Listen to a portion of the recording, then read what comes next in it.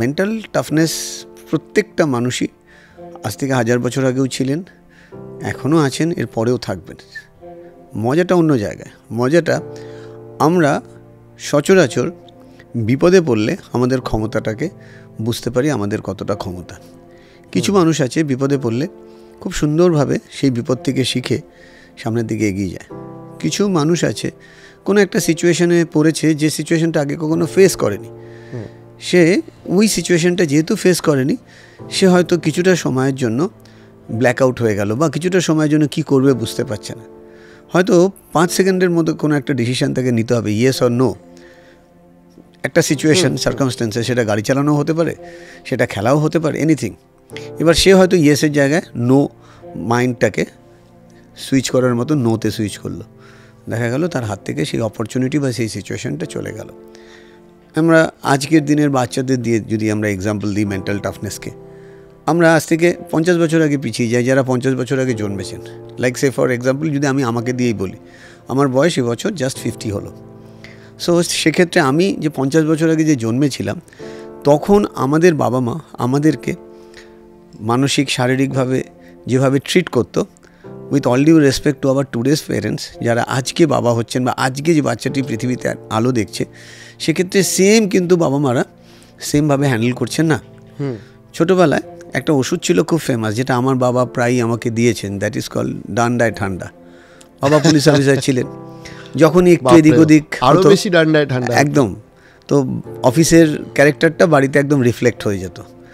So বুমেরাঙের মতন কিছু করা মানেই আমি জানি আজকে আমার ধোলাই আছেই আর কি। তো সেক্ষেত্রে খুব কনসিয়াস থাকতাম, দুষ্টুমি করবো না। বাট অ্যাটেনশন ডেফিসিয়েন্সি ছিল ছোটোবেলা থেকেই, সেটা পরে বুঝেছি। তখন বুঝতাম না এটার নাম অ্যাটেনশন ডেফিসিয়েন্সি, তখন মনে হতো ওটাই ঠিক, যে দুষ্টুমি করবো না এই বয়সে তো কবে করবো। কিন্তু ওই দুষ্টুমিটার জন্য যে আমাকে উত্তম মধ্যম ধোলাই খেতে হবে সেটা বুঝিনি। আমি যেটা মিন করতে চাইছি, তখনকার দিনে মানে আই মিন টু সে আজ থেকে 40 বছর আগে, যখন আমার 8 বছর বয়স, 10 বছর বয়স, তখন ম্যাক্সিমাম ক্ষেত্রেই দেখা যেত বাবা মা বকাবকি করতেন, আর বকাবকিটাতেই আমাদের ভয় লাগতো, এবং তারপরে যখন দেখতো বকাবকিতে কাজ হচ্ছে না, তখন একটু উত্তম মধ্যম ধোলাই পড়তো। তো সেক্ষেত্রে ওগুলোই কিন্তু অনেকটা ট্রিটমেন্টের কাজ দিত, এবং কোনো কিছু না মানে না, মানে নো মিন্স নো ব্যাপারটা ছিল। আজকে যদি আমরা বাচ্চাদের মেন্টাল টাফনেস দিয়ে দেখি, বাবা মাদের সাথে তার রিলেশনশিপের জায়গাটাতে একটা হিউজ ডিফারেন্স।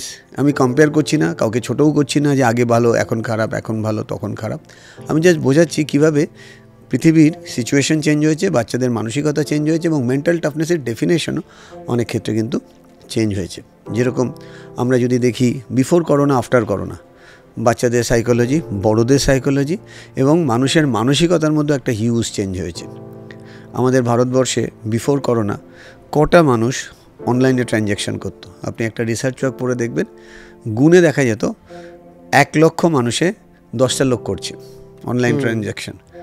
আর আজকের দিনে দেখা যাচ্ছে 1000-এর মধ্যে 800 জন কিন্তু অনলাইন ট্রানজ্যাকশন জানে। Even with all due respect, বম্বেতে কিছু ভিখারি আছে, তারা QR কোড লাগিয়ে ভিক্ষা করছে।